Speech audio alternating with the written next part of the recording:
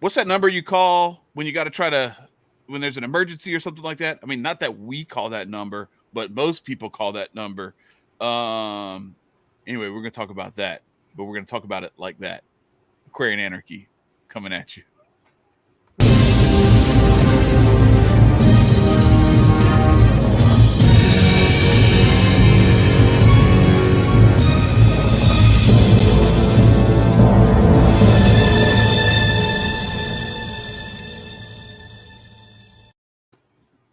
Hold on, let me get this tweet off real quick. Marcus, read the quote. I'm all right. This week, F.A. Hayek comes in with emergencies have always been the pretext on which the safeguards of individual liberty have eroded. Yes, indeed. And the tweet is out. Thank you so much, Marcus. No problem. Yeah, this is one of those.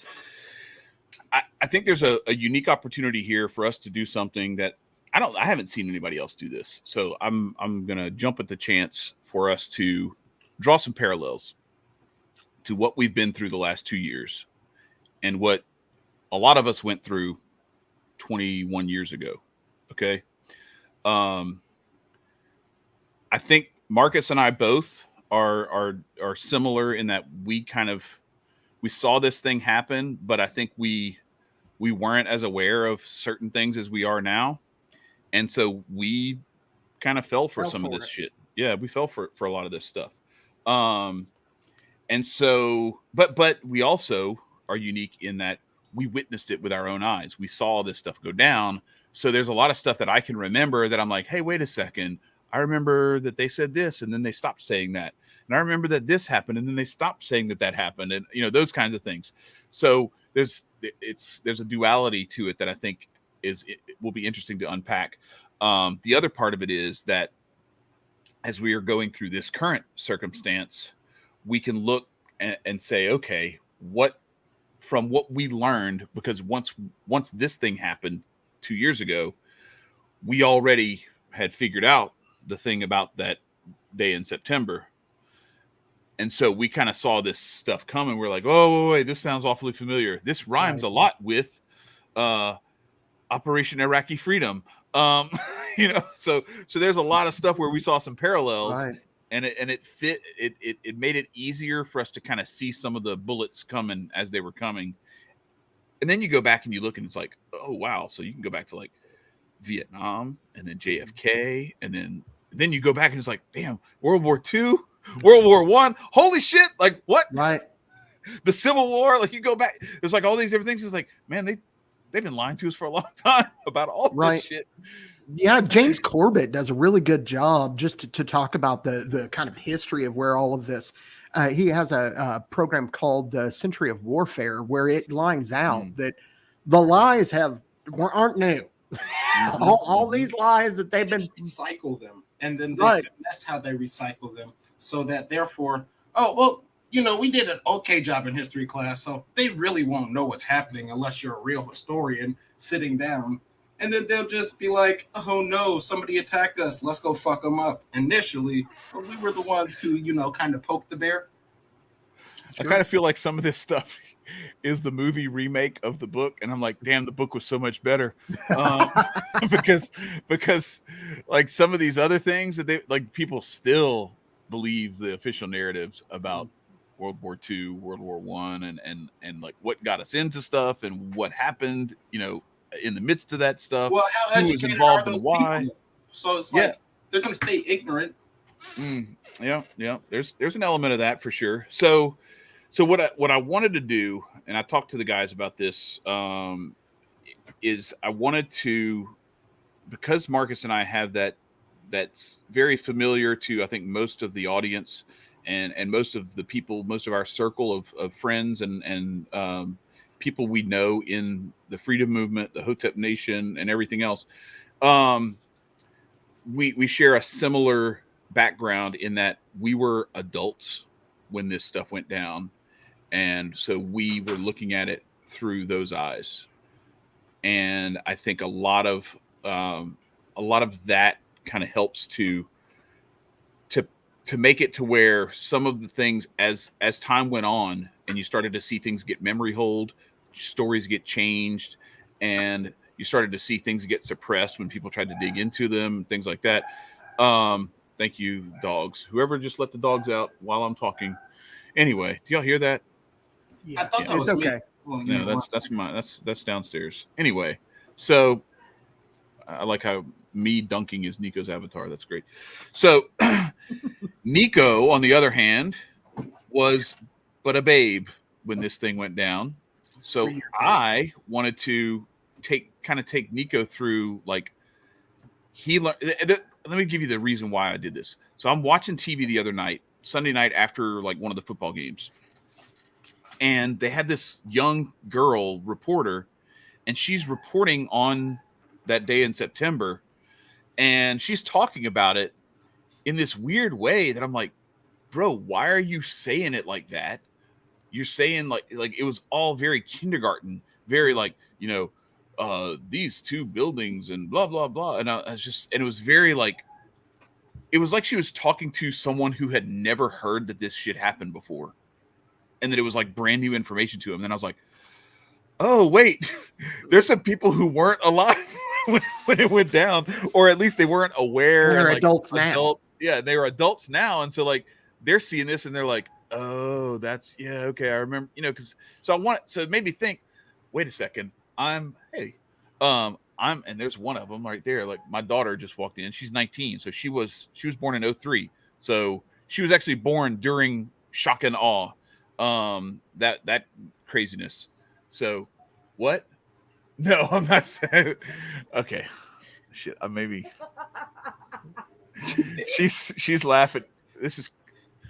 I feel like I shouldn't say this, but she's right here and she wants me to, so I'm going to go ahead and do it. Nicco, you'll get a kick out of this because it's kind of in your age group's kind of humor range. She posted this thing on Snapchat where so her mom and my mother-in-law were having a discussion about that day in September, and my wife said, well, where were you on, because my mother-in-law asked, she's like, where were you, Juliet? And she's like, and then my wife, she got kind of discombobulated. She was like trying to think, like, as far as she was concerned, like, yeah, where were you? And she's like, so she posts this on Snapchat. She says, my mom just asked me where I was on that 11th thing. She's like, bitch, I was swimming around in my daddy's nutsack. Yep. I knew that's where it was going. Yeah. Right. So anyway, so these are my kids. I have the worst kids. You have the best kids, just like they're, oh my God, the sense of humor. You leaving? I know, I heard. Hey, you saw your package downstairs? All right, bye, I love you. All right. Anyway, so where was I? So Nicco is in a unique position. I was outside of my dad's balls. We can, yeah, right. We can, yeah, word. We can actually interview Nicco on what he learned as a kid who was like not even in kindergarten when this shit went down. Like, what did they teach you in school? What did you see on TV? And like, what was your understanding of this thing? And Nicco, just be careful. Like, we got, it's we just want to understand. We want to understand, like, what were you tubes taught? of you be tripping. Yeah. So, what were you taught about this event? And overall, how it went down? I was taught that America suffered a heavy toll and defeat. And there were outside entities that had used the specific parameters to affect us. And all right, I don't think we have to go that far. I'll code switch this whole thing. You're telling when you're telling the official narrative, I think you can just say what the official narrative is, I mean, and that's it. We got attacked that day, and that there were specific buildings that got hit. And so I only really hear about 3. I remember 3. Actually, there was in class, there was like 5th grade.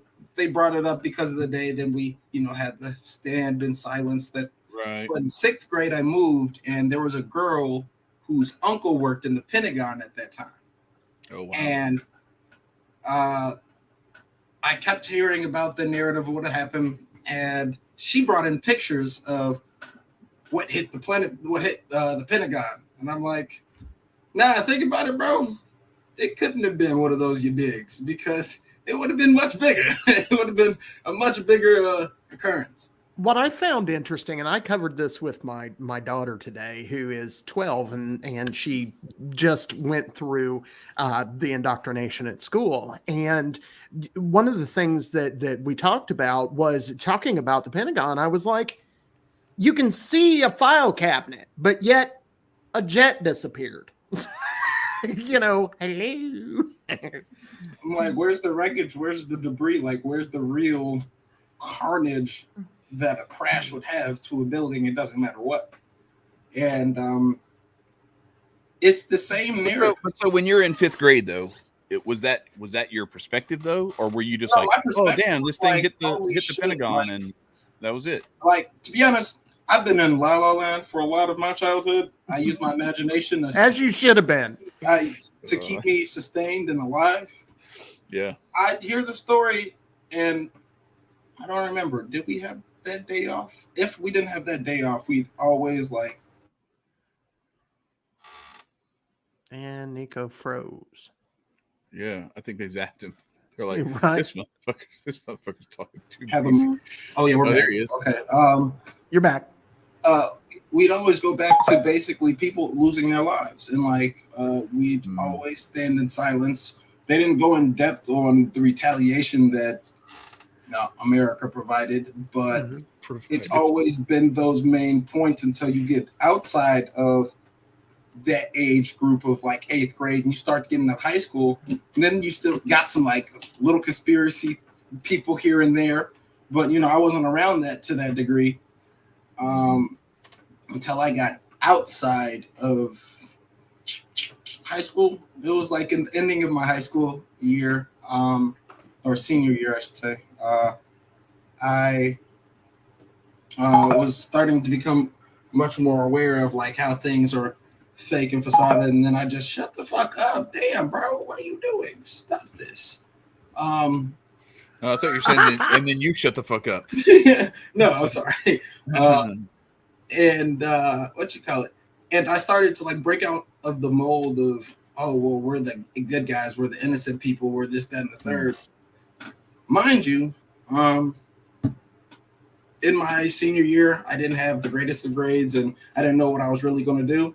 I was honestly considering on joining the military. It was going to be the Marines or the Army, like one of the two people or one of the two branches. That's where I was too. Yep, I thought about going all Pat Tillman. I was going to go over there and like, I was doing the Marines, do my duty, and like I felt like I was kind of a bitch for not going over there and do something about it and everything. And then you find out like what was actually. It's closer to home to you to like want to provide in the like war because you were of age and you could have went back and protected your country for old. Well, times. And at the time I didn't have kids yet either, so like I did. Juliet wasn't born until 2003, so she it had already been like we had been in Afghanistan for like a year or something like that before she was born. So what's up, Natasha? It's great. But yeah, so I want to take it back to though, like before you woke up, before you started to see some of this stuff sideways and for what it really is, what was the because I think in a lot of cases, similar to this thing the last 2 years, the left was pitted against the right, but ironically, like back then, it was the left that was anti-war and was anti-George W. Bush and was throwing mud at the official narrative. And there's no weapons of mass destruction, blah, blah, blah, blah, blah, on down the line of like what should and shouldn't be done, and it put the right in a similar position to what the left was this last go round. The right was defending it.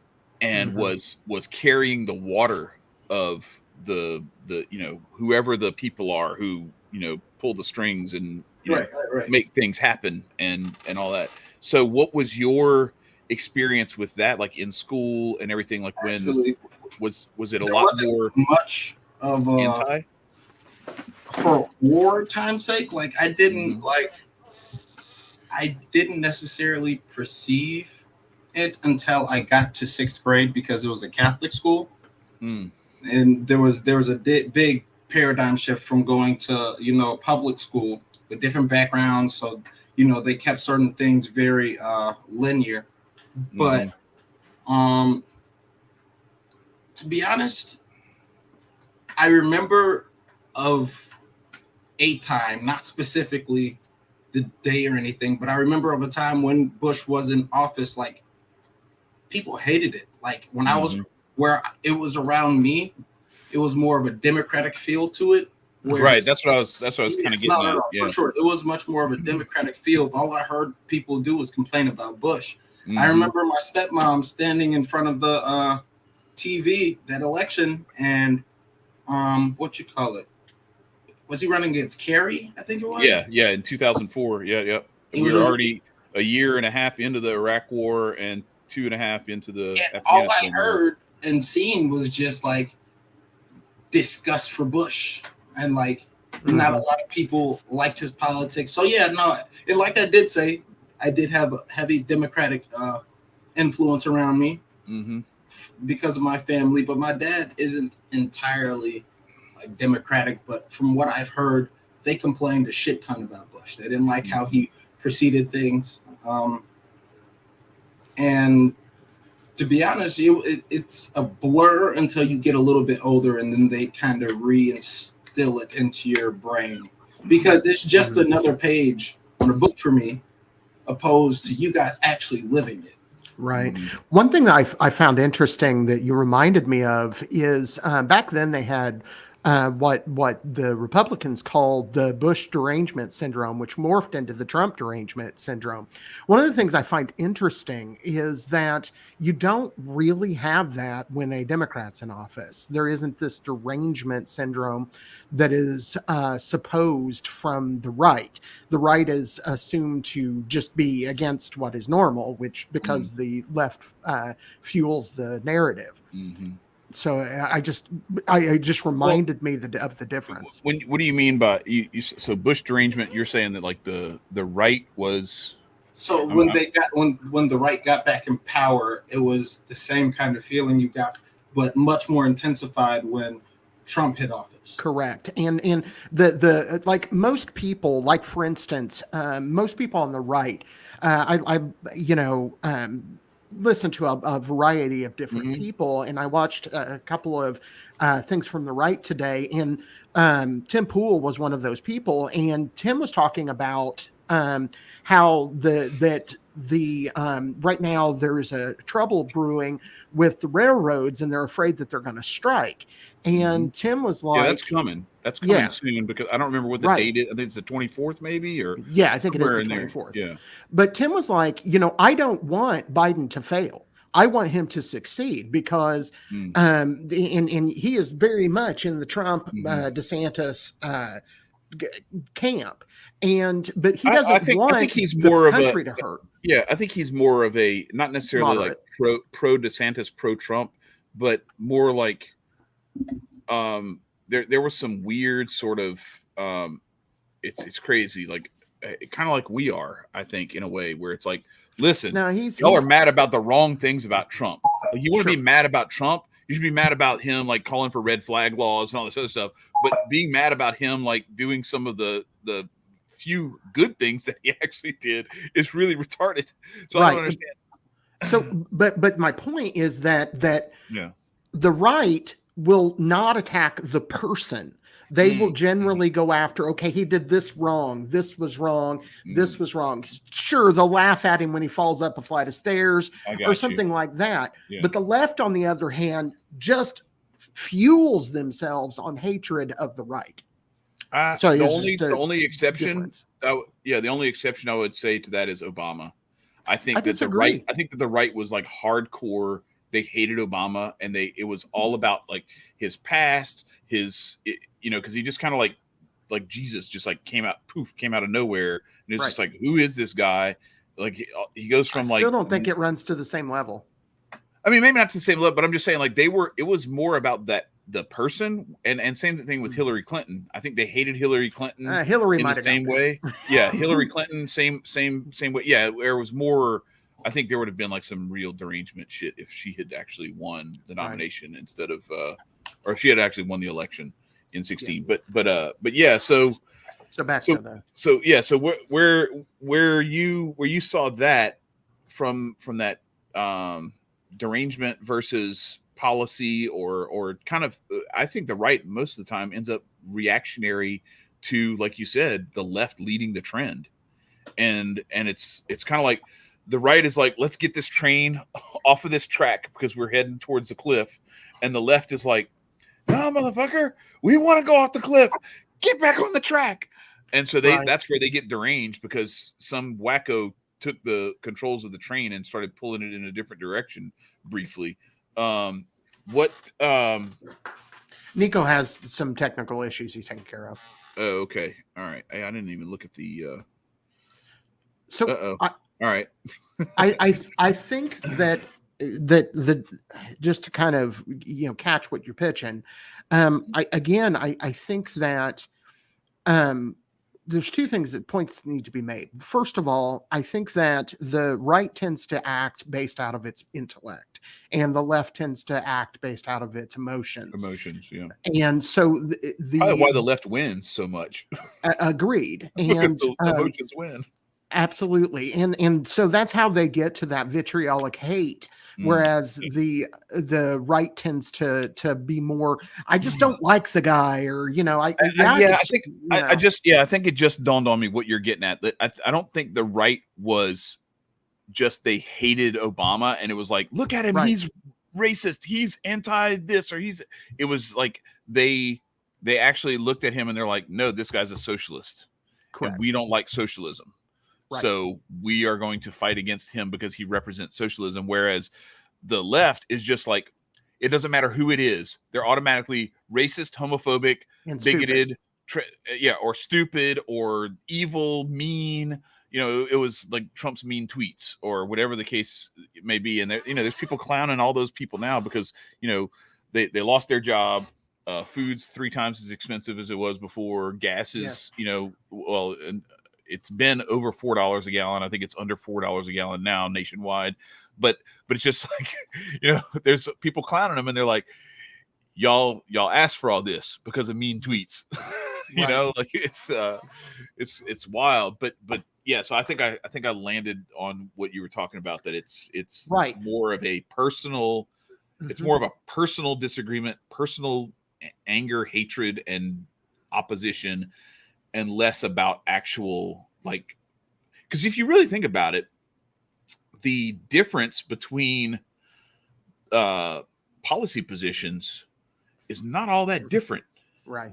Especially when we're talking about like taxation and stuff, like one of them's like 29%, the other one's like 33%. And I'm like 0. Right.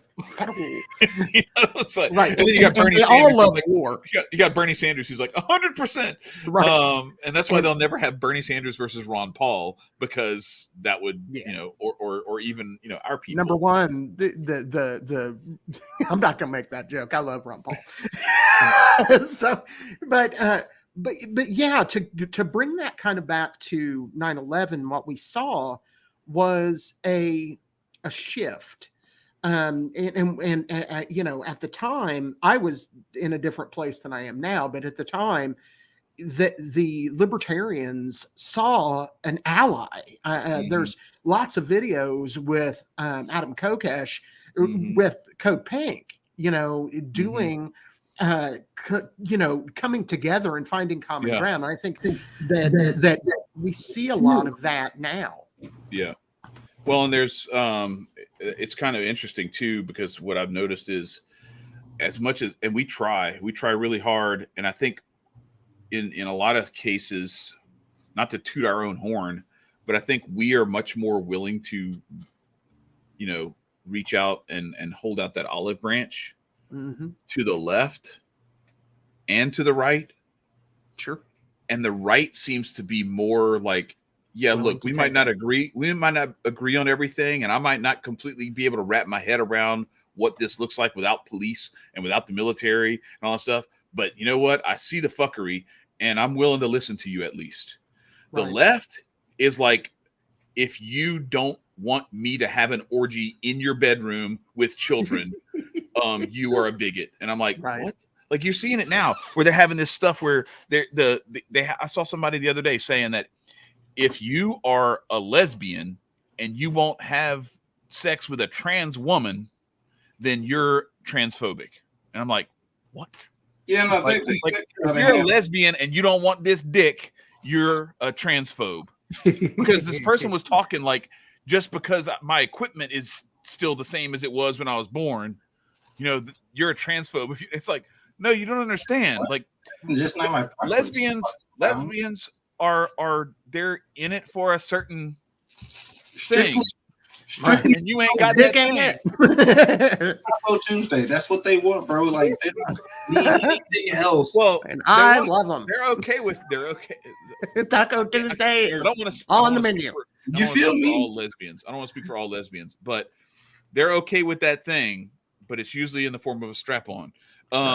It's which is always kind of bizarre to me. It's like, wait a second. Hey. So it's all about the vibe, my guy. You want that, but you don't want it, but you do. Okay, all right, whatever. I get it. Whatever works for you. Whatever works for you. But anyway, it's just, and that's what I'm saying is that they end up Code Pink or whoever.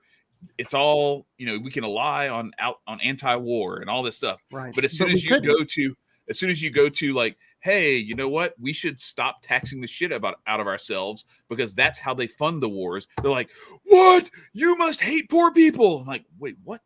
Like, or destroy the environment is another one. Yeah, can we at least faux thanging? That's a good one. I love it. Oh shoot, man, faux thanging. Yes, but if you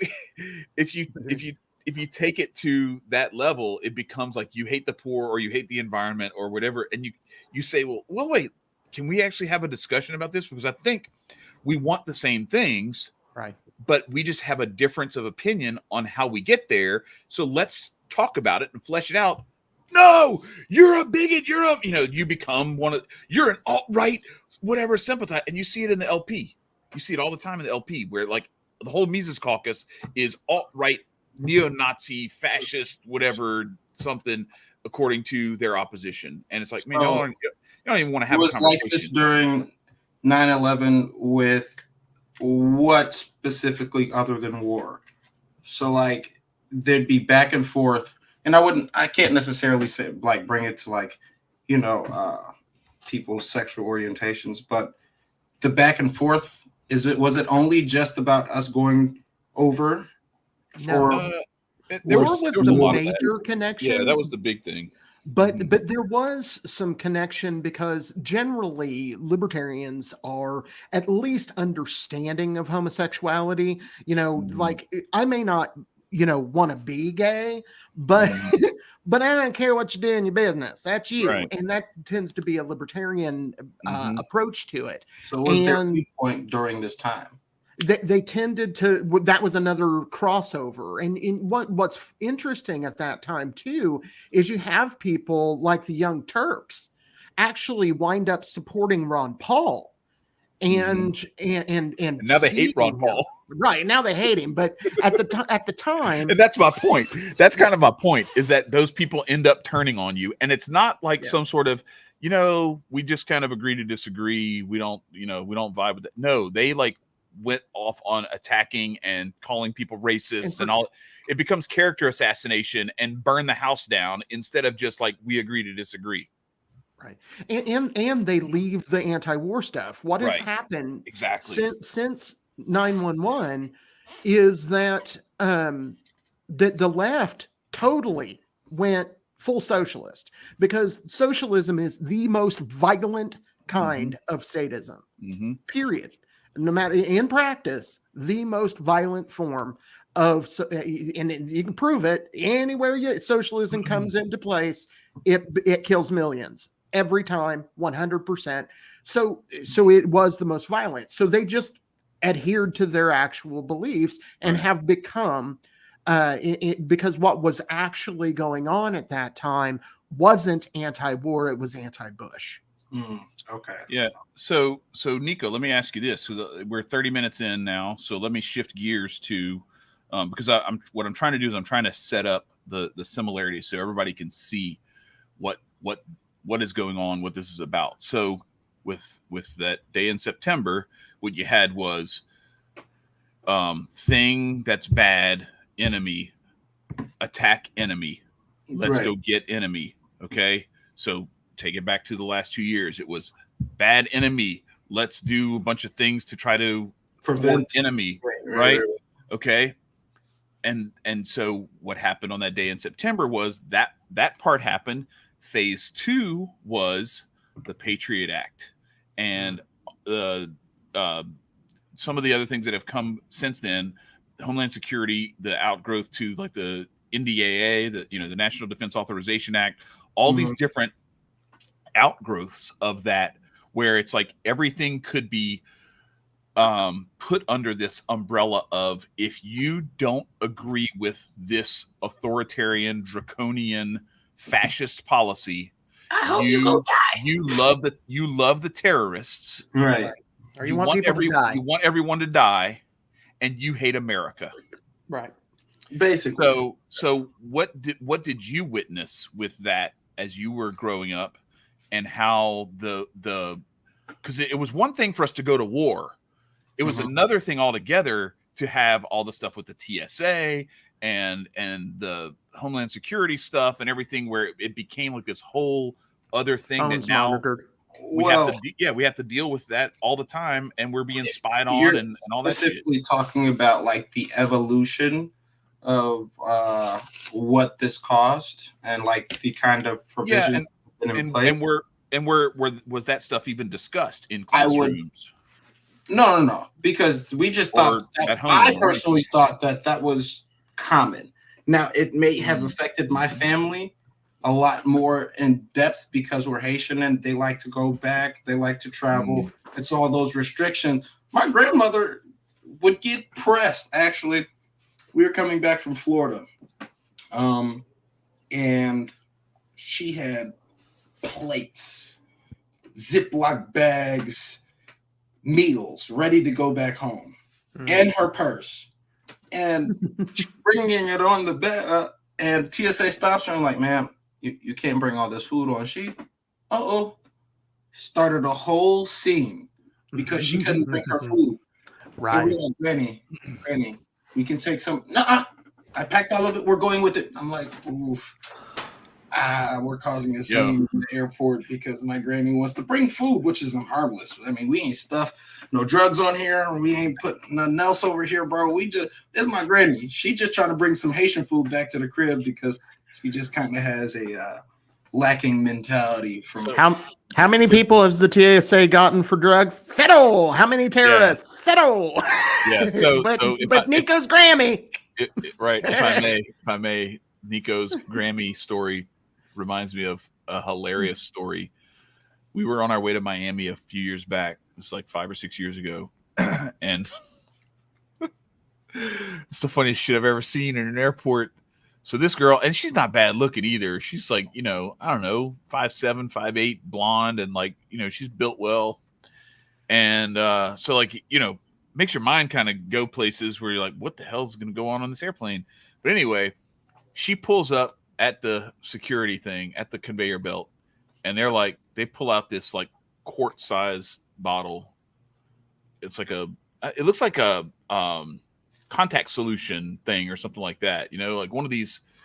And they're like, you can't have this, man. This is over the size. Yeah, it's 3.5, I think. And she says out loud in front of everybody to the TSA agent, I looked on the website and it said I could have up to whatever number it was, I don't remember, of personal lubricant. And I'm just like, yo, you did not say that shit out loud in front of all these people. What are you planning on doing on this plane? She's going to initiate like 75 people into the Mile High Club or something. She had enough lube to that's like, wild. To bikini wrestle on the plane. And Lord bless her. My gosh. It was so crazy. She was right in front of us, and my kids are there and everything. And I'm like, what's lubricant, Dad? No, but why is it personal? She knows her rights. Hey, look, she know her rights. He was wrong. She had to throw that shit away. They're like, no, fuck you, bitch. She attempted to know her rights, but even though she said that, it was so she's wild. ballsy for that. Number one, let me say that. Number two, at least she like looked up the menu before she got to the restaurant and said, "Oh, I don't know what I want to eat." Like she tried. She attempted. Now, I mean, she might have read that on some other website that wasn't the TSA's website or something like that. But she was faux thanging. Yeah, she had enough blue for the rest of the class. That's right. Right, for sure. But one of the things that I find funny in this conversation about TSA, I've only been on a plane a few times. Do you know I have never flown and not gotten the random search? Oh, for real? Never. I never get searched. Every single time. Marcus, they've been tapping you. They've been making sure. Well, yeah. They've known you for a long time, Marcus. Right. Now, the only reason I've ever flown was to go to a campaign event for Adam. So that probably has something to do with it. Eyebrows as well. Like, this guy over here. We already tapped his phone numbers, but you know what? He's going to go see Adam Kokesh. Yeah, we most definitely got to throw that man on the. I agree with Uriel for sure. Yeah. For sure. She does sound like an awful lot of fun. Yeah. But one of the funniest, I want to tell this story. One of the funniest things that made our friend Michael uncomfortable, because he was the tech guy for Adam too, is that we're coming back from Texas and we're getting on the plane, and we had the rudest TSA agent. He was just mean. And he's this big old black dude just pushing everybody around, just being an asshole. And I started vocally calling him Bubbles. I was like, Bubbles, calm down. So Michael, as we're getting big black dude, Bubbles. We did the entire time I'm in the fucking line. And so we get up there, and of course they're like, three of you, me, Michael, and Amber, my wife, you know, to go over here. So random. The three of us. Bubbles, Marcus. It's not random. Right. It was because of Bubbles, for sure. So Michael's looking at me, glaring at me the whole fucking time, because he didn't say a fucking word the whole time, but was with us. Hey, look, if I was Bubbles, I'd have been like, every time y'all see this man. Hey, right. It's probably because you pissed Bubbles off. Look, Bubbles probably was in a higher place. You shouldn't have done it. Yeah, Bubbles was pissed. Nah, you know what? Bubbles was an undercover boss. He was like, oh, yeah? Okay, cool. So all right. So you saw some of that stuff with like the TSA stuff and everything. You saw how the harassment got ramped up and everything. And because some of that stuff was ongoing while you were a kid and while you were growing up. Yeah. So you were seeing it like get increasingly more difficult and everything. But you never got to travel really without that stuff. No, all this stuff was implemented way before. Where you could just walk up to the gate with your people and like say goodbye and hug them right before they got on the plane. Oh yeah, no. Like Home Alone type shit. All the goodbyes and hellos are at the drop off and departures. As soon as you get out the car, we drop them off. You give them a hug. Hey, how you doing? And it depends on the airport as well, because Midway is better than O'Hare, in my opinion. It's not as retarded busy. Like that's the biggest thing. And O'Hare is the spot, because the fucking train, the blue line is right there. So like it's right to the city. That's true too. Yeah, that's good. But all the parameters have always been set for me. Now, what I can say that I've noticed is what happened to us in the last 3 years, which is crazy to even call it 3 years, basically. But I saw all the implementations, what they implemented the past 2 years. I can only imagine to the degree what it was like on the airplane. All I've gotten, like as of old experience from airplanes, is somebody's wisdom or a fucking movie. And I don't know how accurate the movies were, you know? So it's always been a, how do you say it? Just like a normal thing. Unless like you had a family member who was able to elaborate upon things, or like tell you like their travel stories, or fucking even recording. But other than that, what happened 20 years ago, I cannot necessarily gauge on how much it's altered, but I will say that I can see how they basically replicated the same formula, right, and put it right in front of us, and then normalizing and normalized it, and things just normalized, and people like, okay, well, there's when are we going to go back to normal? And it was like, you just allowed this new normal to happen. You allowed it. We all allowed it. So can't complain until everybody, quote unquote, gets on the same page, which will be difficult as fuck.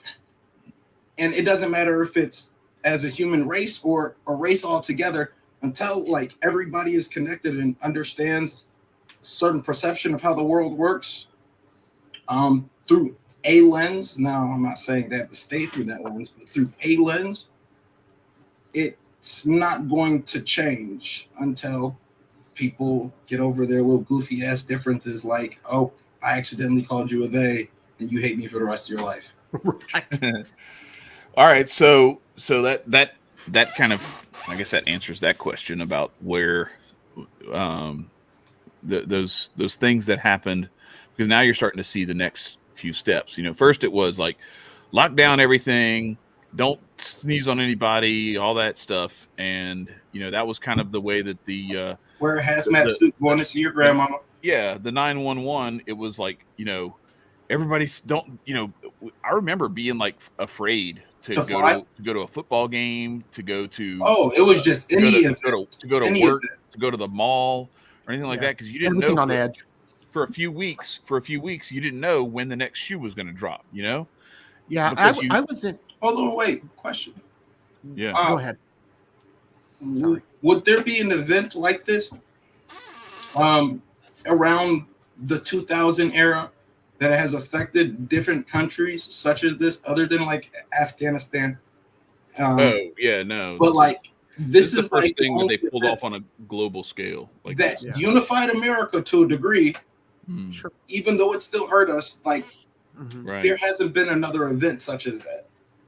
And then this added more dividers than the unification, because it's all around the world, and it's like, oh wait, you're not wearing a you dig over your face and you're coughing, bitch, I smoke, I'm sorry. Like, but the thing is that like there's so many separators now and dividers on top of what we already had, that this, if it's either you conform and like you see somebody who's willing to conform because they already have their mask around them all times, they have gloves, they got the hand sanitizer ready on deck.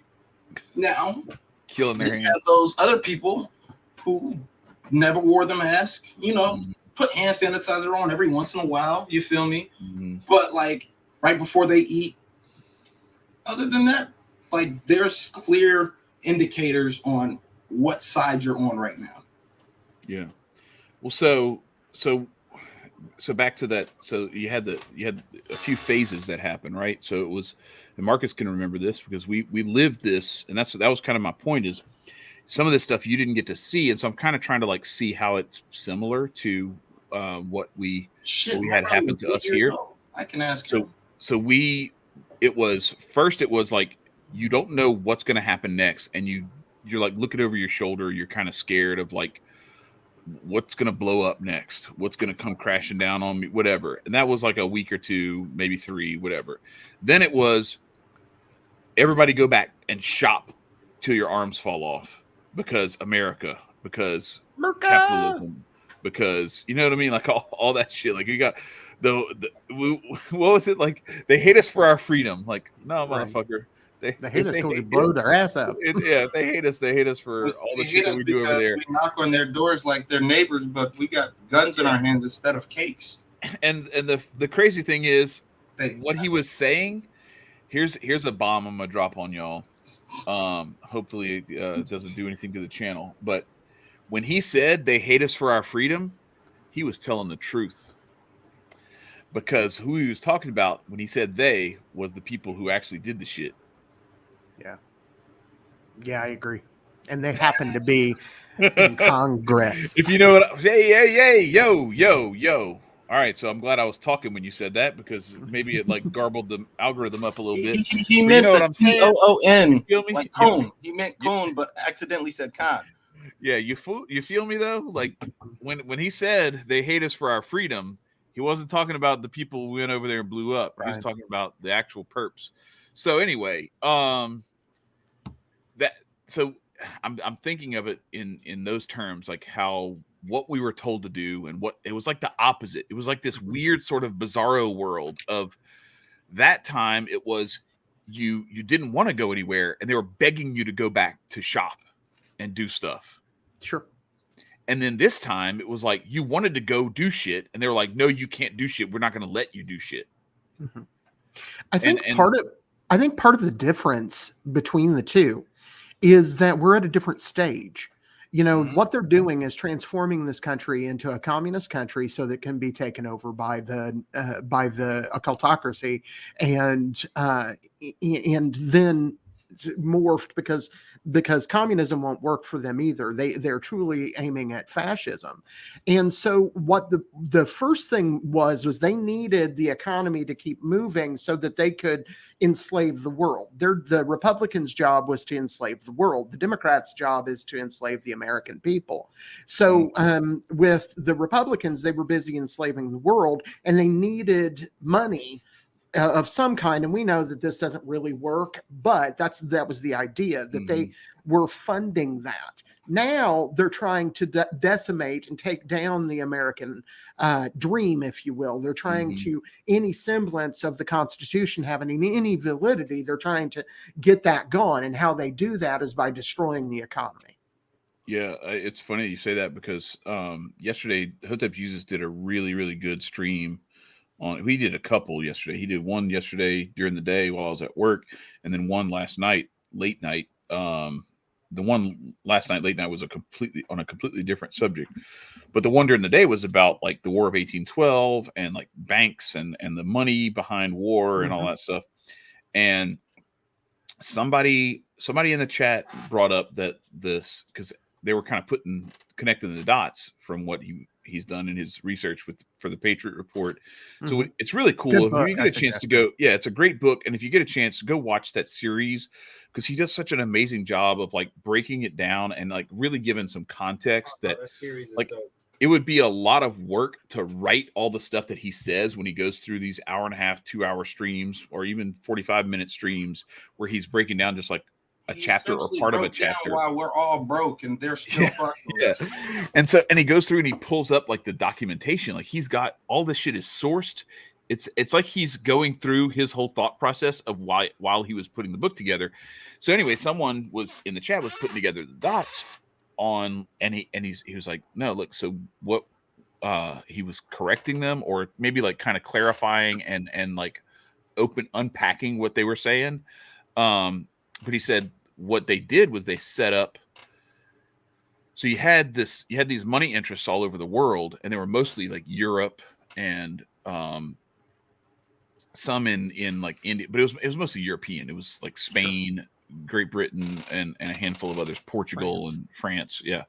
And so he's breaking down how basically what they did was they put the US in its position to basically be the world police. And that was kind of my takeaway from it. Like he didn't explain it exactly that way, but that was, I can see it though. It was like they became the military enforcement arm of the oligarchy that was running the world. And then you start looking at this stuff and it's like, oh shit, yeah, like because the way that they kind of let some stuff go down, and then when it was time, World War I, they called the cops, and here we came. World War II, they called the cops, and here we came. You know, we pull up just like Popo, man. No, we pull up like Popo when when a black person calls. Yeah, we'll take our time. Be like, oh shit, yeah. Take time. Like 45 minutes, buddy. Hey, take our time. Yes, take our time, and then when we get there, we just start blowing shit up, fucking people up. Right, killing people that are there. Regardless of who's who. Get on the ground. No matter who's who. Get on the ground. Don't move your arms.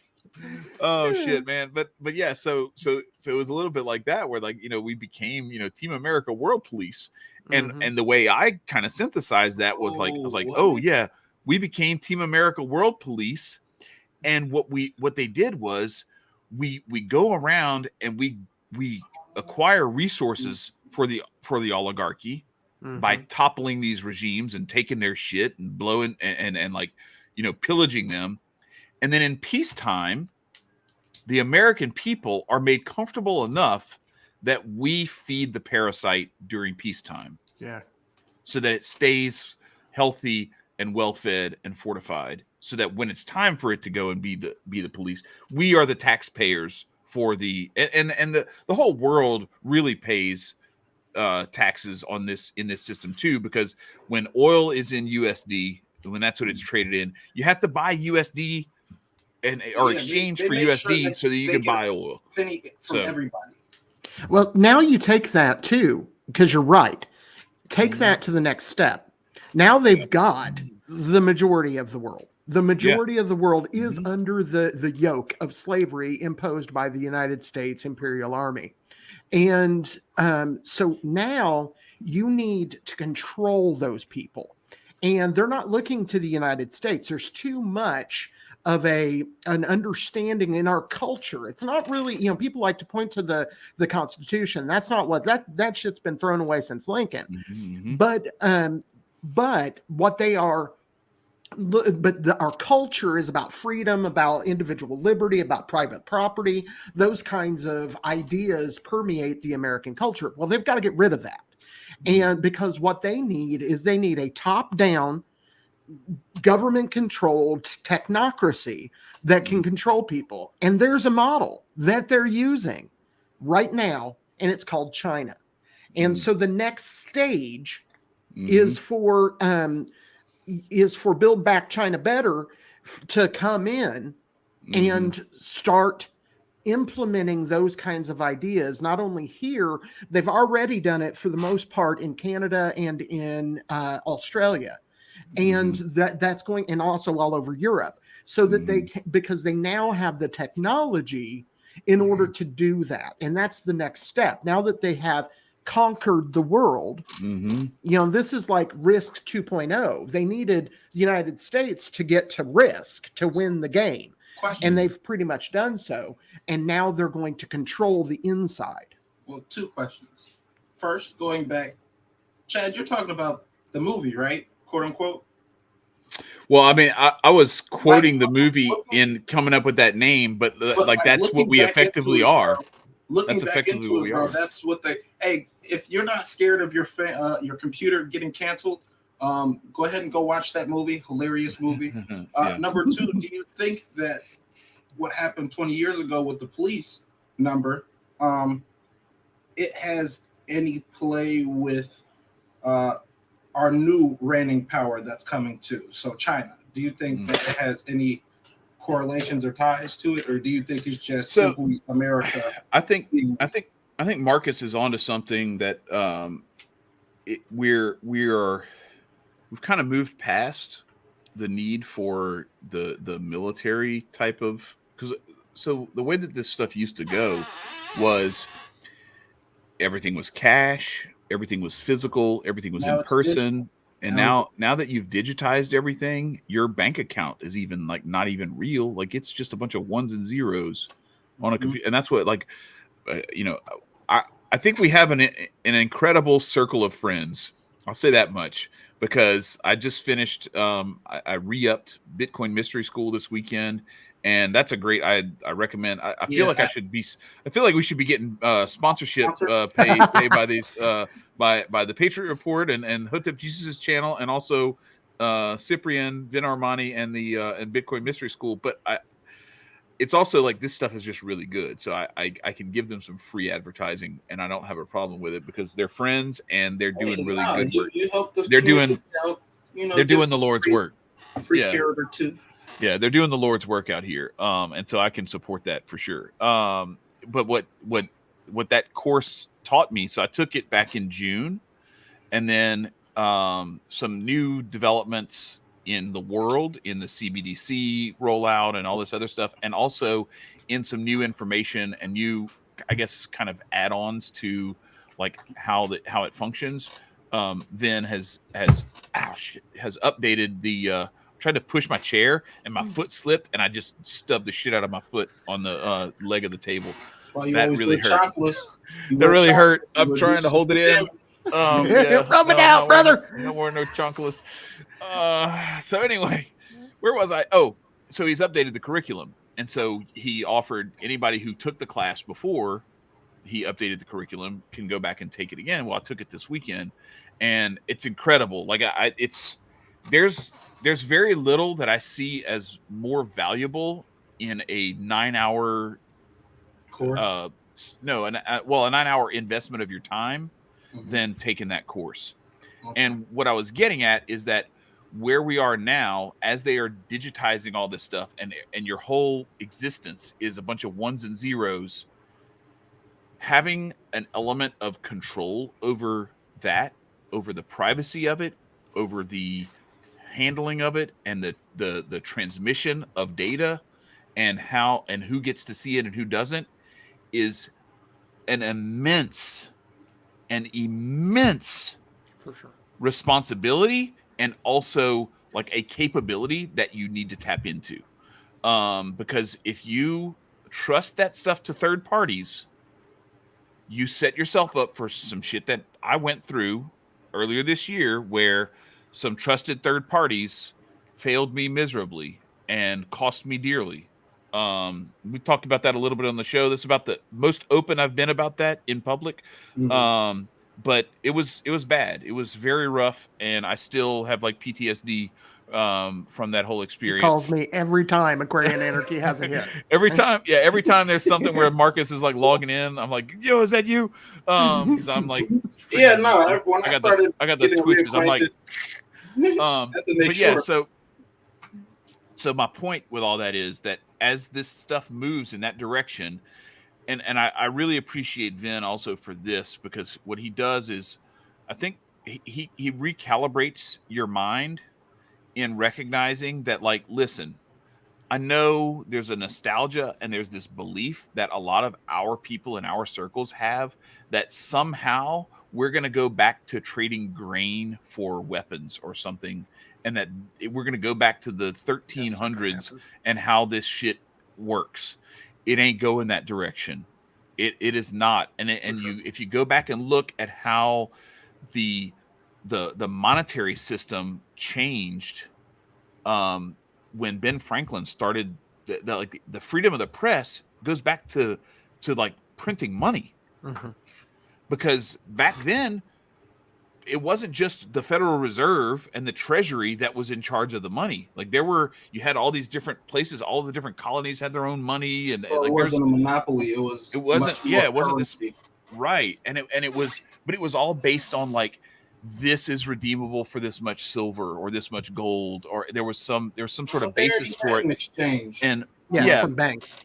But it was all still paper. They recognized the fact that you can't do this shit, as much as we would like for it to be as tangible and as like I don't know, like immutable as we want it to be, as like silver, gold, or whatever it would be. We ain't going back there. Right. You best get ready for the digital revolution, because it's here, and there's not going to be an EMP attack that's going to take the whole thing down. Like the people who run this shit, it serves them no purpose to have us all disconnected from their mechanical and electronic tentacles that they have on us. So figuring out a way to understand that system and have one foot kind of tapping into that when necessary, and then have your other rail kind of going, is very, very important. And understanding how to do that best and how to help people around you do it best is invaluable to me. And so like that's one of the things that's been really interesting and important as we've kind of gone through this process. And so I'm starting to look at like, okay, how do we look back to that day in September and all of the things that came after, and then look and recognize, okay, now the stuff that comes after is underway and it's happening. Correct. Passports and you know, Oh yeah, your face is about to be social and carbon credit scores and all this other kind of shit. You know, all that stuff is coming. So how do you deal with that? What's up, Cannon? Yeah, and I think it's important too to show that, to your point, Chad, that the economic system changed that day as well. You know, people forgot entirely that Donald Rumsfeld the day before lost a shit ton of money, $3 trillion. Yeah, right. I mean, like, wasn't there a building that lost a large some amount of money that was not spoken on? Right. Yeah. Well, it was spoken the day before 9/11. The day before, and then it went away. So, but what they managed to do, after partially using the Patriot Act and partially using a bunch of other little things that they've done along the way, is they have gotten complete control of the monetary system, and they are slowly pushing cash out of the way so that it cannot function. Now, what before people think, oh, but then how do we fight this, and what is doom and gloom? What Chad is talking about is a way to move around that. And I'm not saying that crypto is the answer. I'm not saying that, because I think that crypto is just one of many answers. But it's part of the answer. Yeah. Correct. 7 different forms of income, ladies and gentlemen. Right. Yeah, we definitely need to bring more income into our. I mean, I'm a living proof that needs to happen, but also living proof that you can weather a little bit with preparedness. And so, what we need to do is start looking into getting our dealings back. Stop letting them control the interaction of the economy. Most people don't put into, because they're busy, you know, crediting Bush with implementing all these war things that happened and were awful. I'm a big anti-war guy. All of that is awful. But what he also did is he helped further monopolize the monetary system. And when you have a monetary system that is monopolized, you are moving towards socialism, because one of the Communist Manifesto planks is control of the monetary system, flat out. Yep. And so that's one of the components that we're seeing, and we saw in this last couple years with the scamdemic, that what they also did was they kind of put out the feelers of how's this going to work, when they said you can't, there's there's a shortage of change. There's a shortage of money. You can't. That's bullshit. None of that really happened. That is not what happened. They just put it out. Right. They said that there was a shortage of coins. That was bullshit. They purposefully withheld so that they could control the monetary system. It was a test. Yep. So you need to get control of that. Right. So, and what we need to do is we need to try to start learning some of this stuff. I think so. One of the other things that I learned, because I tend to get like frustrated with myself, where I see some of this stuff coming, and I fancy myself intelligent enough to figure some of this stuff out, and to be able to work with it. I was really good with computers. And I just let that whole era pass me by without me being part of the creative, innovative, part of that culture.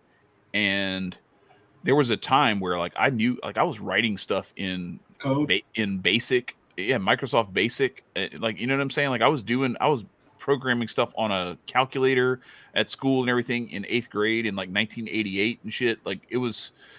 And then I just let that whole era pass me by, and I'm looking back and I'm like, man, I could have done some stuff. And so now I'm looking at this and I'm like, I'm not letting that happen again. I'm almost 50 years old, but that doesn't mean that I can't act like I'm still a teenager and get in on the ground floor of some of this stuff, because the ground floor is still here.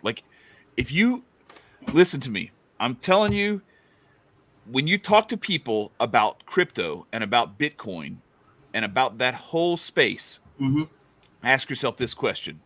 When you hear people talking about it, and when you think about it yourself, are you thinking about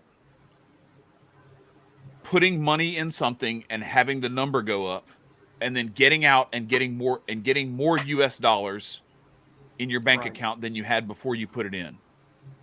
No, I'm not, but I'm not the normal. But there are a lot of people who are. For And sure. I think let's be honest, I think you do think like that, like a little no, bit. Like there's sure. a certain element of it being treated as an investment, as though it's some vehicle for that. Right, but So, anyway, continue. No, I wanted to dig into that because yes, as a to me, crypto is many things, you know, and depending on how things go, depends on how I will react to crypto. On a very basic level, I have a fair amount of crypto, not a lot, enough to kind of be at the forefront of getting into crypto. But on the very basis, if crypto does become valuable in the long run, as opposed to cash, you are correct. I'm thinking that use might get me property. I might take that and not convert it into cash, but convert it into property, which is still capital, and I'm still doing the same thing. But that is the basis of that. My second step is taking the crypto I have and having enough to move it into a different coin. And I've actually looked at Monero to move into Monero, which is a more hidden form so that, of crypto, so that I can build. That's step 2. The third step is when they start transferring things over, I think the Bitcoin is why I will never divest myself of all of the Bitcoin. Bitcoin is going to be likely in one of the several that they go. And again, I think that you're right, that you need, that is going to be a tool for growth and using in the new, normal, if you will. So to kind of flush that out. Yeah. So, and what I'm about to say, I'm gonna clip this and I'm gonna send it to Vin because I think he might. Maybe he'll be like, no, because what he'll do a lot is he'll correct you and be like, no, it's not like that, but you're close. It's more like this, and then he'll like flip it and turn and be like, oh, so it's like. I think what people are doing is they are playing crypto the way that people played .com stocks in the 90s. Sure. They look at the internet and they say the internet is a big thing. So I'm going to buy Mindspring and I'm going to buy Yahoo and I'm going to buy whatever Intel, all computer stuff and anything that says .com at the end. And that's why people are getting their asses handed to them, is because they see the internet as something that's going to be big. And they just want to say, give me some internet stock. Yeah. So that the internet stock can go up and then I can take that internet stock when it goes up and sell it and I'll be richer. Agreed. And no one is thinking of it. And this is why I challenged you on the thing. And I'm not, I love you, right? So this isn't like, but I don't claim to be an expert on crypto. The reason I challenged you on that is because even some of the descriptions that you gave, and I'm saying this because I thought the same way until I took this class in June. And even in June, when I have the cash, I plan on it. Yeah. Even after June, I still was thinking the same way. And then after this weekend, I'm like, oh, no. Even though I thought I had fixed what I had wrong, I had so much more wrong. What this is telling you is like, no, don't think of this as let me put some cash in internet stocks. Yeah. What I need to do is I need to build an internet project that uses the internet to solve problems that help people. And then that problem solving that I do makes it to where now I can have value returned to me for the value that I'm delivering. Right. It brings you right back to barter. And so it's not so thinking of it as currency, as money, is the completely wrong way. And so like we've all been trying to think this through, and everybody in the class is like, it's like Bitcoin is like the metal for the rails and the rail and the spikes and all this stuff, and it's the wood and it's the fuel for the train and Whoa, what is that? Oh, my bad. I started echoing to myself. But anyway, and he's like, it's like this, and it's like, so then we came up with like, it's like the paper and the pen and the ink, you know, and it's like, yeah, it's closer to that because it's the way that you get to doing some of the things that you want to do, and that's where it like dawned on me. It's like, no, like this is like Bitcoin is HTML. It's learning how to write the code to make websites and to make websites do the shit that you want them to do. And it's not just let me invest in askjeeves.com because it's going to be a big search engine. Do you think that if Bitcoin was a thing back 20 years ago, that the whole scheme and you dig with the 3 point some odd million, do you think it would play a factor in it? So since Bitcoin, you can basically trade your money anonymously. And do you think that a bank would have been able, a centralized Bitcoin bank, wouldn't have been able to done or do something such as that? Do something like the as 911? in like have a distraction, 911, have a distraction and transfer it without. I mean, well, so I actually think Bitcoin has been around for 13 years. And I think it was 08, October of 08 is when the Bitcoin white paper was emailed by Satoshi Nakamoto. 2007, like 2007. No, it was 08, and then 09 is when like it really kind of like officially launched. The code was written and released. But I think so if you think about it that way, like it's been around for a while. And what I think is that like as people were starting to actually like embrace the idea, that's when the last couple of years happened. So I think there's an element of like an answer to your question just in that, you know, that like people were starting to figure out some of this stuff. But I still say that I think people are missing the mark, myself included, for a long time on like what it I'm means. not all the way there. Because I was even like as recently as early this year, I was looking at it just as like I'm going to keep nibbling away and dollar cost averaging my Bitcoin, and then number go up, and you know then I'll be a millionaire in Bitcoin. You know, I'll be a Bitcoin millionaire, and that's the thing too. Like all these people propaganda around it as well. Like they want you to have a specific viewpoint on it. And that's why I drew the comparison to the .com bubble. Is you had the same kind of thing where if you had .com in your business name, you could be a fucking orange salesman on the side of the road, and if your name was oranges.com, people would just give you money. You know what I mean? Something else. It just said, and that was the same thing with blockchain 5 years ago. If you had blockchain in your project, in your name, it was like, oh my God, blockchain, give them $1 million. Right. You know, and so rightfully people who are greedy got their asses handed to them, because that's what happens when you try to chase fast money. Agreed. When what you should be doing is trying to do work and build projects on this backbone of this technology. One of the things we have to understand too, I guess maybe we should be also promoting James Corbett and the Corbett Report, corbettreport.com. But one of the things that James did recently is he analyzed the development of media and how that has changed things. And he went from all the way back to the printing press and those kinds of things, all the way to the internet and beyond. And one of the things that he talks about is the way that the state functions.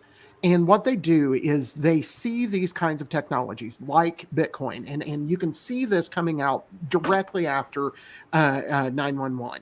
You can see them rolling the next stage of takeover, and they largely did it at that time of the internet, and they're starting to fully own the internet at this point. What they do is when these new technologies that can have massive benefits. Think about all of the things that the printing press brought into our lives. It is a beautiful thing that it brought. The internet, the exact same thing. But what the state does is it takes that, gains control, and then once it gains control, it manipulates it for its own purpose, which the state's only purpose is to suck like a parasite on individuals. Right. That is what the purpose of the state is. And so we have to understand, when dealing with Bitcoin and with crypto, that they're doing that. They're doing it now. You can see them doing it. And I think that part of what we're seeing in the fall of Bitcoin over the last few years has been the state purposefully getting a controlling interest over Bitcoin so that it can then use Bitcoin to gain itself. And if a few wackos also come along and manage to also do other things, whether you're talking about the stuff that you're talking about, Chad, or you're just talking about what I was talking about, buying some land and going being my own, either way, they're okay with a couple liabilities because they are okay with gaining control of that system. And well, so I think they wanted to destabilize that from a number go up standpoint. The people who were in it as an investment, making it look like it's not a good investment, but then it's okay because we have the central bank digital currency, and it's going to be like a dollar is a dollar, and it's not going to go crazy and go up, but it's going to be the only way you'll be able to buy anything. So you better get on board, and at least it'll be stable, and you won't lose all your money. Right. True. Yeah. So but again, what we saw, and to link this back to the kind of the purpose of this podcast, is that 9/11 really was when all of that really exploded, at least in our lifetimes.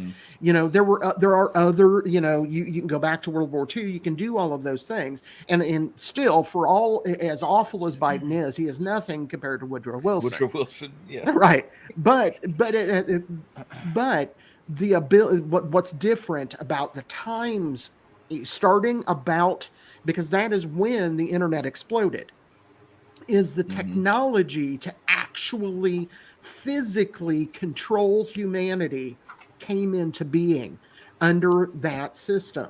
So what we are seeing from that time is them beginning to enact the system that they have wanted for 10,000 years, since the beginning of the state. They have finally gotten technology enough to do what they want. Don't you think that technology is bitten them in the ass, though? For sure. And one of the things, the state doesn't do anything well. And because of that, this also comes back to a parable that Locke talked about on government. He talked about that natural law, there's a quote where Locke says that I'm going to mess up the quote, but it's more or less the only way you get to seditious commotion is through oppression. So what Locke understood is that people, when they're relatively, even if they're a little bit hurting, they're usually pretty controllable. Even, like to the level of like Stalin and those kinds of people, because back in the country, in Siberia or wherever, largely people were left alone by it was when they were in the big cities that Stalin could do stuff. But when the vast majority of people are oppressed, that's what causes revolutions. Right. That's where it comes from. So no, Nicco, they're not going to succeed. It is my truthful belief that we are on an evolutionary track towards freedom.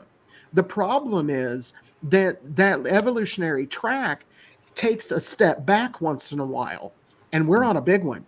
And it started not with this big lockdown we had 2 years ago. That's not where it started. That was a symptom. They would not have been able to do that had they not put into place all of the tyranny that immediately followed 9/11. Yeah, that framework was already set up, and I'll say to the point about evolution of like freedom, eventual freedom. back to like the way that Adam opens up his book about the like asymptotic sort of that relationship between like freedom and like the technology and government's control over it and everything. So yes, they are constantly seeing humanity, in the words of Jeff Goldblum's character, I can't remember what his name is in Jurassic Park, but life finds a way, right? So life finds a way, and then the authoritarians find a way to try to take control of that. But then life is always trying to find a way, and life is always outpacing that stuff. Yeah, chaos theory. That's right. Yes. So even as some of this stuff becomes, it starts to come into being, like Satoshi's white paper was a revolutionary document. Yeah. I suggest everybody, a matter of fact, I'm going to send it to you so that it can be in the show notes for this. Okay. Or if you have a link to it or whatever, just put it in. But I figure, send it to me. That way it's easier. Yeah, we can put it in the show notes for this episode. Let me see. I might be able to actually do it. But anyway, the Bitcoin white paper is a must read, so that you can both understand. So I have it as a file. I'm gonna have to find a version of it that's not a file. Just send it to me and I'll add it. Instead, a that link. way we don't. That way you don't add it and I take it out when I modify it later. Right. Yeah, fair enough. Yeah, I'll send it to you and let you do the dirty work. So, but yeah, it was a bit of a revolutionary act and a revolutionary, introduction of a technology that frees people. And yes, there is. It also gave the government the framework, the global government, the framework for how to construct a digital currency that they could control everyone with. However, and this is one of the things that I think is a huge benefit of taking, Vin's class, Bitcoin Mystery School, is that you learn, okay, well, when this thing comes out, and it's something that looks kind of like, Tether, USDT or USDC, any of these other coins that are out there that are being used to buy Bitcoin, and used as the vehicle where you sell Bitcoin and you get that, and then that's how you turn it into dollars or whatever. You will have the capability, because what people need to start understanding Bitcoin as is not as money, not as a currency, not as an investment, but instead as the internet. It's the internet. It's the new internet. And it is the way that you're going to be able to send money to people and receive, digital things in return. And so when you start to view it that way, then you see, oh, wait. So if I can learn how to leverage this technology and learn how to use this code in a way that makes it to where I can send Marcus a message, and Marcus can be the only one who gets it, and he can know for a fact that it's from me. Yeah. And no one else can see it, even if they intercept it. Like, then you start to realize the power that you have in your fingertips with just a few lines of code and the ability to use it anywhere and everywhere. And now, granted, all this stuff requires an internet connection. But you know what else requires an internet connection? All the bullshit that they're trying to pull off. So if you really think, that's why I say, like, we're not going to get EMP bombed because it fucks their whole game up. That's like saying, oh, yeah, what would really take everything down? If they destroyed all the roads. Like, you really think somebody's going to let them destroy all the roads so they can't, send their troops over the roads and send the police over the roads and conduct their, bring their boxes of shit all over the place? Like, no, bro. Like, come on, y'all got to think. Like, the people who run the world ain't going to let that shit happen, because that's the veins through which their power runs. Right. For sure. And another thing too, we haven't even begun. This is still, yes, it happened like you said, like 13 years ago, the Bitcoin hit the scene. But at the end of the day, We have not even begun to see the ripples of this effect. Most people don't understand that the internet actually came out in the 1970s. Now, it was a DARPA program, and it was ran by the government, but that expanded. The 70s, we're talking about, to the 2010, when it really kind of exploded. So we have not seen where this is going to go. There will be more projects like Steam It. There will be more projects like, that someone will take blockchain technology or Bitcoin technology, because they are slightly different, and start to build on that for some project that we don't even think about. And those are the kinds of innovations that we need to be focusing our energies on.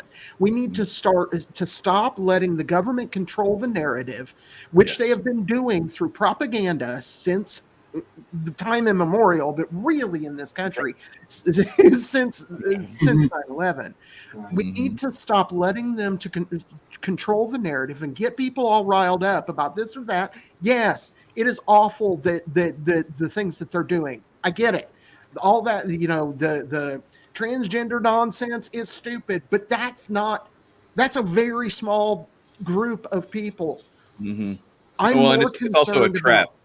Getting mad about that and fighting that is a trap.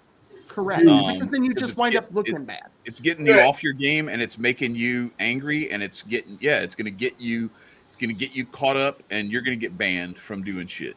And you're going to get caught up. You're just stepping down to their level and getting ignore that shit. Ignore that shit and keep it pushing, man. Yeah, if you got a lemonade stand, you're trying to sell lemonade. What the fuck that got to do with you? Right. Hoe, tap, and build. That's what we got to be doing. We've got to be figuring out, getting together with the super friends and figuring out how we can stop being manipulated and fucked with. Yeah. So stop playing with the nonsense. Start concentrating back, because they've gotten us so divided. Start concentrating back on that we are humanity, that we are one people, that we're different. Everyone's an individual. Everyone has their own emanation of God. But stop fucking fighting over dumb shit and start concentrating on what unites us, what brings us together. Remember that day. Beyond all the bullshit, we mourned a bunch of people who were brave, who ran into buildings when people were dying. Those are the people we should be concentrating on, not the bullshit. Facts. I do think about this, though. Does it make you wonder how come FDNY wasn't doing TikToks? What's an FDNY? New York Fire Department. So they were actually out there doing work, right? Finding people, and not out, But we had nurses and doctors doing TikToks, right, in front of empty beds. Distraction. Word, it's just kind of wild how that shit went down, wouldn't it? And social media is another thing that is a post 9/11 thing that has absolutely decimated the internet. And because people aren't going and looking up articles, they're going to Twitter, and the internet used to be a resource library, right? And that's not the case anymore. It has devolved into the most ratchet bullshit. Now it's a void. It's something we need to recapture that. Yeah. What we're doing is we're coming together, and we're encouraging people to work on their projects. If you have a project that you'd like to talk to us about, we're here every Wednesday. Contact us at Aquarian Anarchy Store at gmail.com, or you can get a hold of us on Twitter. All of us are on Twitter. Because I use it as a tool. I don't get on there and do a bunch of dumb shit. But get a hold of us, and I'd love to talk about your solutions. Yeah. So about that. So the solutions are definitely a big part of how we influence what my next question is going to be. And that is, as we have seen Yeah. Sorry for the mix-up, but I was supposed to go get my son from basketball practice in like 10 minutes, and my wife stayed because she didn't trust me that we were going to get off. And like, you're wrapping up, we're about to get off, and she's like, I don't believe you. I don't believe you. I'm staying. I'm like, fine, you're doing this to yourself. I'm gonna keep talking then. All right, here we go. So anyway, so the next question I was going to ask, it's good because it lets me ask this question that I wanted to ask anyway, which is, and this, our solutions to things helps shape what the answer to this can be versus what it is likely to be in light of what we've seen in the last 20 years since that day in September. What do you think the kids who weren't alive to see the last 2 years, or who were so young that they're not going to really remember, except that they may have like a faint memory of like having to wear a mask to daycare and shit like that, which is torture and evil bullshit that they perpetrated on these kids. I'll just say that. For sure. But what, using what informs us from what happened after 9/11, what do we think, 20 years from now, the 15 to 20-year-olds are going to be saying about what happened in 2020 and 2022 and what they learned in school and all that stuff? And I'll let Nicco go first since he's the one who kind of got that level of experience, not seeing it firsthand. Well, one, I am very worried because they probably will think of this shit as a very fat ass blurb as well, because their attention spans are so to shit and they're at a young age at this moment right now. But what's going to be the constant reminder is that the mask, there's going to be still people wearing masks. Yeah. There's going to be hella kids with birth defects. I know that for a fact. Oh, I didn't even think about that, but there's a whole bunch of. It just started. It's going to be a whole lot of reminders of what the hell I went through. I don't know what happened. I know I was just segregated. I didn't see a lot of emotion. I've had a really weird growing up opposed to my elders and things of that nature, but this is normal to me now, quote unquote. It's going to be normal to them. It's already normal. It's normalized. It's just another day of thought until things really start to blow up later down the line and start to get exposed. And then you're like, holy shit, what the hell? So I think that even though this is a blurb to them and it's a constant reminder at the same time, I honestly think that there is going to be like a radical shift in how they perceive life. Like, I'm supposed to see somebody with a mask or lack of emotion, or I'm supposed to see somebody hoping to get killed because they didn't make a certain decision. Like, kids were exposed to a lot more stupidity. Bro, you can't put that in the chat, Marcus. Shit, what you doing? I didn't. I put a bunch of fucking spaces in there. And oh God, you in Minecraft or so something. Say in a video game. Say like solitaire. I won't let me take it off. I was about to make a joke that Sketch is about to come in here and blow up the chat. Give us another. But yeah, no, I think all I can do is I can block you or put you in timeout, but I can't delete the comment. Yeah, same thing. You have to do it yourself. Oh well, it lives. But yeah, so it's funny that you say that, Nicco, because I was thinking about there are those times where like I still kind of, it's just different when you God forgive me, but I'm about to say this. Like when you get on a plane and some people start talking a certain language behind you or something like that, you're just like, there's a little tingle in the back of your brain that says like, this motherfucker's about to blow this bitch up. You know what I'm talking about? So I'm wondering like, is that gonna be the thing where like there's gonna be people like, these people aren't wearing masks. Look at these people. Look, that guy just coughed and he didn't even cover his mouth. Or whatever. Something, or if you, God forbid, wear like some sort of like freedom-based, t-shirt or something like that in the airport, and be like, oh, there's one of those Nazi MAGA people. Right. That's the funniest part about all this stuff is that like somehow because we saw a huge propaganda campaign and the hugest perpetration of a psyop in like possibly the history of humanity, we all of a sudden now are MAGA people. Yeah, like what? Like right, this is the Nick Sarwark logic. Right. Is like if you saw this as the bullshit that it was, and you didn't want to get the forced injections, or you just didn't want the injections, period, and then you got mad when they tried to force it, and you said that it shouldn't be forced and they shouldn't be having passports. The Nick Sarwarks of the world will say that you are a fascist. And I have seen this dude. He has like said, what would you suggest that you do if you have a venue and you want to make sure that people have gotten the medical treatment? I'm like, go fuck yourself. That's what. But anyway, to put my spin on, I'll have to ask for forgiveness again. No,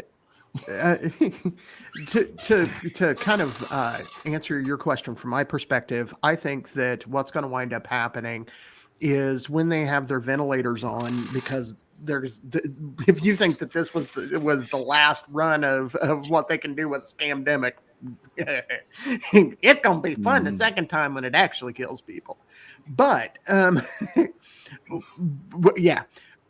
Because they learned a lot because this was a trial, just like 911 was a trial. Let's see what happens when we do this. That's exactly what they just did. They have a bunch of data now to do it. But when looking back, the person who is 5 now is going to be spoon-fed the propaganda from the school that what happened, because you remember the government has a interest in making sure that it is the solution to everything. So what they're going to tell them is there was this deadly disease that came out and was killing millions of people, regardless of what the reality was. It does not matter. My little girl came home and we talked about what the school covered. And I said, how many buildings fell in New York City? And she said 2. I said, no, 3. Look up building 7. And so again, the propaganda is going to take over, and they're going to be told that millions of people were dying. The government came in and put out a jab that cured the entire world, and everyone was kumbaya except for the few people that were terrorists who stood up against it. That's what they're going to be told. Yeah, this is. I want to bring this up because this is a really interesting point that I want to say something about. Jay, shout out to Jay Pylon for coming on. Great show last night, by the way. You and Cannon and that today too. Sonny Johnson. I know you didn't get to talk much, Jay, but Sonny was dropping bombs. That was a very entertaining show. But anyway, he says the libs weren't serious about Bush. They said it was just like bad rhetoric. He said they loved him when he gave Michelle candy, and it's true. Like they like. And then he says this. He says the same people saying they hated Bush back then are praising him today, and all is forgiven and forgotten. And that's what I want to get to is. So this makes me think. All right, so let's fast forward. It's 2024. Ron DeSantis becomes the president, and he goes on his Ron DeSantis wave, and then he starts like, I don't know, banning Disney and banning CNN, and like he's got like, I want people to really like start thinking about. I know we are in a culture war, and I get it. The way you fight that stuff in real terms is prayer and repentance and taking care of yourself, taking care of your family, doing the right things, and building the culture and cultivating the culture that you want to see. If you keep streaming Disney shit and then like complain because Disney does stuff that you don't like, and you keep streaming it, and then you just keep yelling and keep streaming it and keep yelling and keep streaming it and keep yelling, like you're not really fucking it's not gonna work. They're still getting their money from you. They're still getting their money, and you're empowering them, and then all you're doing is you're giving lip service to shit. So there's that. So he's already done stuff where he's tried to like do this shit with Disney in Florida, and he's like made this thing where like now it's legal for a business to say that you have to have proof of the jab when you come in and all this kind of stuff. And I get that. But what I see happening is DeSantis is going to come in. He's going to do DeSantis things. And he's going to become that authoritarian that some people on the right, he's going to become that monster that, who was it? Jesse Kelly. Jesse Kelly was talking about, I want a monster, and I don't even care. I'm not even sad. I'm not even like, basically like I'm not even sorry about it, essentially. It's like, okay. So what happens when that happens is DeSantis takes the place of Trump. And then Trump becomes the guy that the left will pretend like they never had that big of a problem with. Yes, red flag laws. It's going to be all that stuff. And there are going to be the people on the right who are going to be like, nah, I'm done with this. And there's going to be the people on the left who are going to hate him for other reasons. And then the people who are like hardcore right people who will love the shit that DeSantis comes down with. Yes, they will call you all kinds of names because you don't like red flag laws or you don't like whatever other kind of stuff that DeSantis is trying to do. But what's going to be funny is they're going to turn around and they're going to be like, yeah, at least Trump was, he was kind of rough around the edges, but at least he wasn't a tyrant like this guy. Right. That's what they're going to. Trump was racist, not a tyrant and racist. They're exactly. They're going to revisionist history because Bush was Hitler. Right. Bush was Hitler until he wasn't. Right. For sure.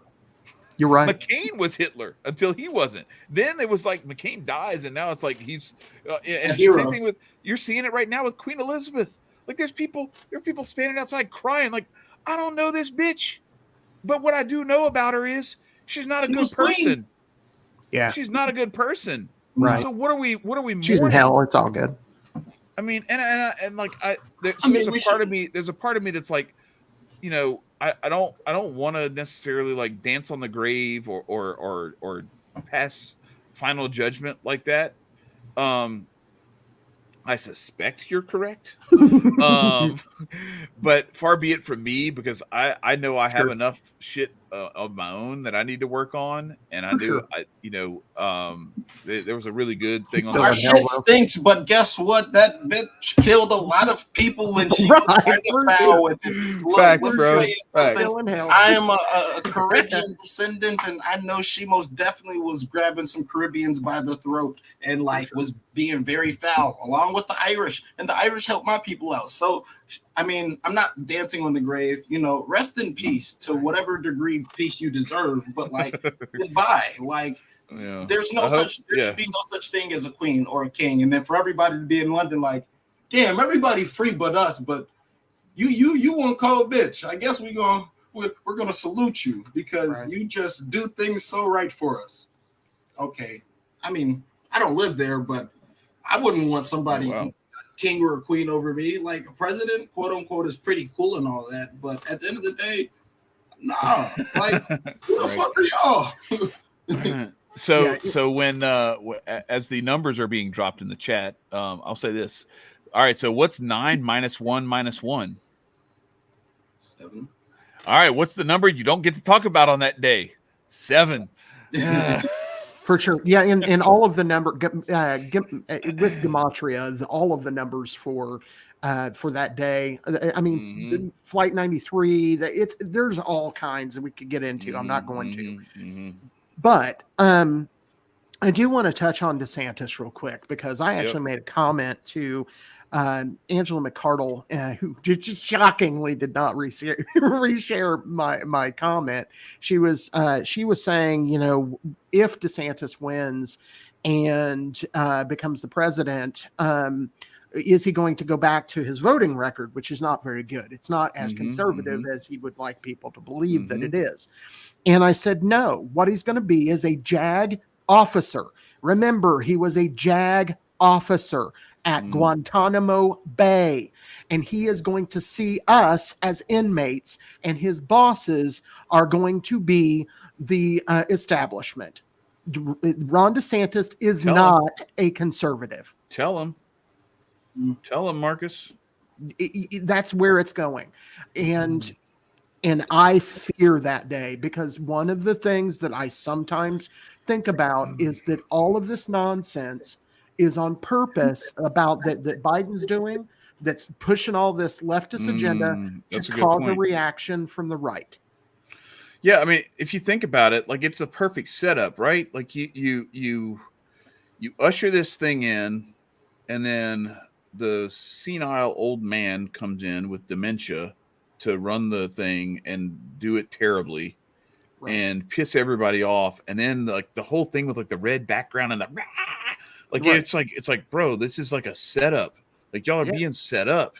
Yeah. And then what they're, And I fall for it. so have you ever heard of this phenomenon that happens in marriage counseling, where there's a horribly, like, either abusive or one-sided relationship, and they go to marriage counseling, and let's just say, for instance, that I'm going to try to keep this so it's not like stereotypical, right? All right. So let's just say that the wife is like really, really, like, she's a bitch, she's abusive, she's like My ex. condescending and all this kind of stuff. All right. So they go to marriage counseling. Thank you for and describing this Cassidy. dude, yeah, this dude is he's had enough. He's had enough. Well, they go into marriage counseling, and in marriage counseling, the wife is just like, well, things just aren't going well at home. He doesn't pay attention he doesn't do this. He snaps at me all the time and all this. And she's like very subdued. And then the dude is like, this is nothing like what I experience at home. And you do, and he just like goes in on all this stuff. And then like the marriage counselor starts ganging up on him. He's like, now calm down. He's like, how the fuck can I calm down? Because, this bitch is, and he starts calling her names and all this kind of stuff. And what you're seeing is the outgrowth of her shittiness. He's just mirroring what she does. That's all it is. And so what the marriage counselor sees is, this guy's an asshole and this woman is in the right. And so I'm going to do what I can to try to protect her at his expense. Right. This is what's going to happen. So Biden is being set up as the chancellor from V for Vendetta, as the villain, and the response is going to be the quiet, I'm just fighting to protect my family from all these crazy people, tyrant. And then when the gloves come off and the mask and the veil falls, that's when you're really going to see who Ron DeSantis is, or who whatever manifestation we get of the response side of this equation.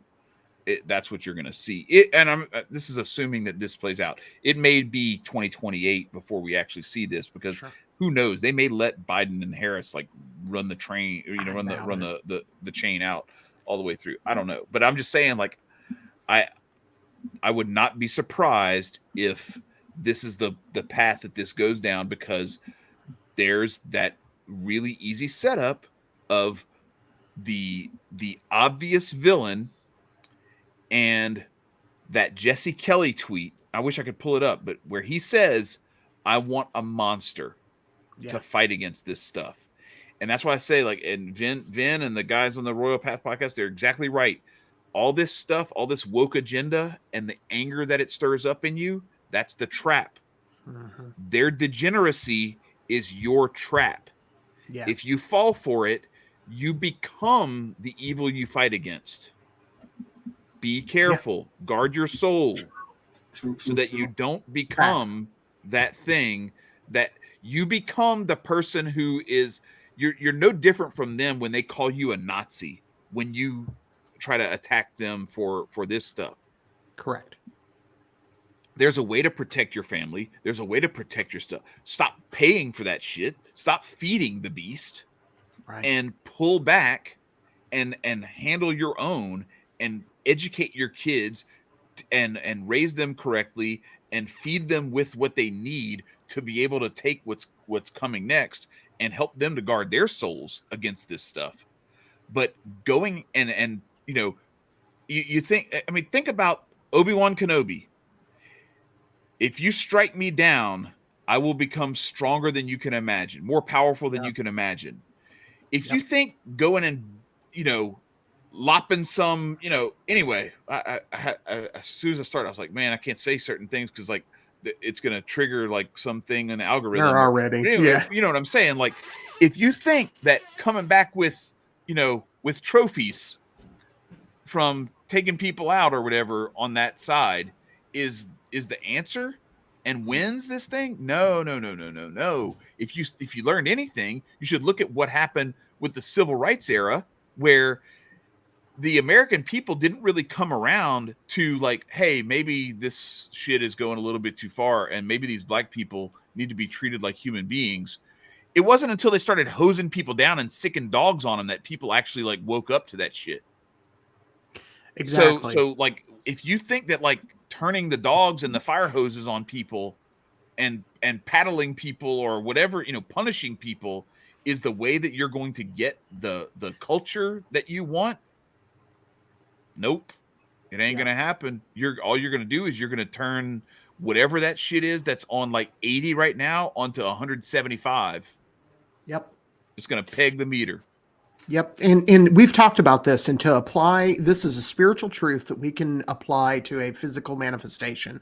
We've talked, and we've talked like back and forth about the path of the serpent and the path of the dove. The path of the serpent is the path where you balance everything out. You move left, you move right, you move left, you move right, you move left, you move right. That's bullshit. That's not going to get you there. It is the path of the dove, which is not the middle of that. It is not walking down the middle of that path. That is not the way. It is its own way. What we need to do is teach peace, love, and freedom. Period. Not vengeance, not what we think is right, not force, none of that. Very simple formula. Peace, love, freedom. That is the formula that gains us. Just base everything you do. Is this going to cause peace, love, and freedom? If the answer is no, you are not moving the correct way. It's that simple. Nicco? Remember, kids, when something gets hit up at the top, it doesn't fall all the way down. But no, I'm just kidding. For sure. At the end of the day, I want everybody to take this gauge and this view of how they just re-implemented a whole new set of rules over the rules that they implemented earlier, that fun little act. Right.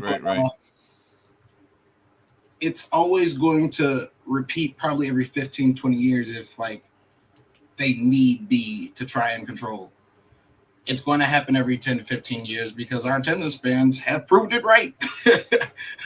For us not to catch up every mirror and reflection that has pointed us into the direction of, hey, y'all, you guys know that this is actually the same formula, just in a different context, right? Right. So at the end of the day, just start to be a little bit more attentive, but pay attention to your family. That's it. That's all. Just pay attention to your family. Take care of your family because you have a better individual. What you do with them is practice what you preach. So with Marcus is peace, love, and freedom. If you do that and instill it with integrity as well, and you instill that into your people, you don't have to worry about this world being a shittier place because you and the people around you are always going to be highlights and magnets for people who would like to express themselves and actually be free, opposed to staying one track minded. Amen. Yeah, I get you, Sketch. It's not conservatives burning cities. I agree. There's but what you have to understand is that when the equal and opposite reaction comes from the people who feel like they are being self-righteous, when they start to fight back with violence, that's the danger. That's all I'm saying, is that we've got to find a way to meet people where they are and try to, I don't know, it goes back to that stuff. Like if they're coming into your city, they're coming into your neighborhood or whatever, you got to do what you got to do to protect yourself and to protect those around you and to protect your property. I get it. But at the same time, like if if you end up with this stuff where you have like the man and the woman who are standing on their lawn and just start coming out with guns pointing at people, and they have like terrible muzzle discipline, they're terrible trigger discipline, like they violated like damn near every law of safe firearm operation and ownership. And they clearly look like they don't know what the fuck they're doing. Like that woman looked like she never fired a gun in her life. Her grip and her stance was horrible. Like, we have to be really careful that we don't like go off into like, oh, well, I learned that what I should do is I should start shooting people. Like, no. Like we're going to end up in a much worse place. What I'm saying is there's a way for us to build our own families, work on ourselves, build our own solutions. And then that way, when the time comes that there needs to be some sort of, I don't know, interaction, that it's the best kind of interaction possible, and that we're not like perpetuating a cycle of fighting against each other. And I don't know that that's necessarily where you were going and everything, but I'm just saying it's what do you say?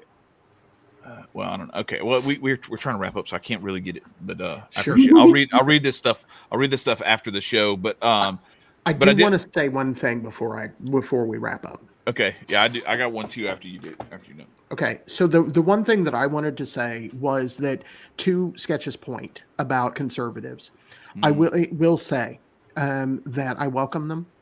I love them. I love seeing the light bulbs come on. Sonny Johnson, perfect example. That's a leader that I want to follow. And I love watching her come farther and farther our direction. Hotep Jesus, I love seeing him move in our direction. I love seeing all of these conservatives start getting it. And I realize that many of them are going to still go out and push Trump, or they're going to push DeSantis. They're going to do all that. And when they get dicked over by them, light bulbs left and right. And I love seeing it. So if you're conservative, read you some Murray Rothbard. If you're a liberal, read Voltairine de Cleyre, and then come and talk to me. Yeah. So where I think this heads now is that what we need to do is we need to start paying attention to what we have learned from that day in September, from 2 years ago, 2.5 years ago, I guess at this point. And then as you go back and look through history, you're like, oh, this is a script that's been played out before, just with different actors and a different setting and different lighting, maybe. The sequel wasn't as good as the first one, though. Try to make sure. I don't disagree that communism is anything but garbage. Like I don't even know. Wait, I don't understand.